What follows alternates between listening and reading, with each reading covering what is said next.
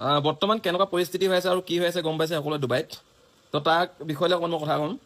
আমাৰ অসমৰ কেইজনমান ৰিপৰ্টাৰ বুলি ক'লে বেয়া নহ'ব, তেখেতলোকে যিহেতু ছ'চিয়েল মিডিয়াত লাগি থাকে। তো তেখেতলোকে মানে নিউজটো অলপ বেছি অকণমান বহুত মানে অভাৰ উলিয়াই দিছে। তো এতিয়ালৈকে বৰ্তমান একো হোৱা নাই।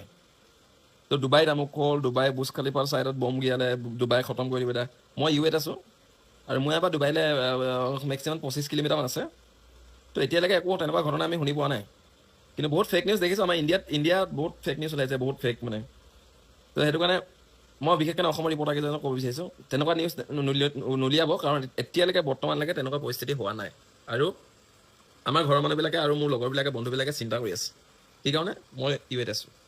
তো আবুধাবিত এটা সৰু এফেক্ট হৈছিলে, সেই এফেক্টটো অকল এটা মিছাইলৰ টুকুৰাহে পৰিছিলে। তো সেইটো কাৰণে অকণমান এফেক্ট হৈছে। তো এটা মিছাইল কৰিবলৈ হ'লে বহুত এটা ডাঙৰ ঘটনা হ'ব, গম পাইছেনে? তো অকণমান নিউজটো দিব বিচাৰিছে, অকণমান দিবা, কিন্তু নিউজটো অলপ সত্য নিউজটো দিবা। ডুবাইত যোন আছে তাৰ লগত কণ্টেক্ট কৰি তাৰ লগত কনফাৰ্মেশ্যন কৰি পিনেহে তুমি ভিডিঅ' দিবা। এনেই তুমি কিবা এটা ইনষ্টাগ্ৰামত ভিডিঅ' এটা পালা, ইয়াৰ ভিডিঅ' এটা পালা, সেইটোকে পাই পিনে তুমি ফটাই দিলা। তো তেনেকুৱা নিউজ নুলিয়াবা, বেয়া কথা। আৰু ঘৰৰ মানুহে চিন্তা কৰি থাকিব, কাৰণ আমাৰ অসমৰো বহুত আছে, ইণ্ডিয়াতো ইয়াত বহুত মানুহ আছে। ইণ্ডিয়াত 80% মানুহ ইণ্ডিয়াই আছে।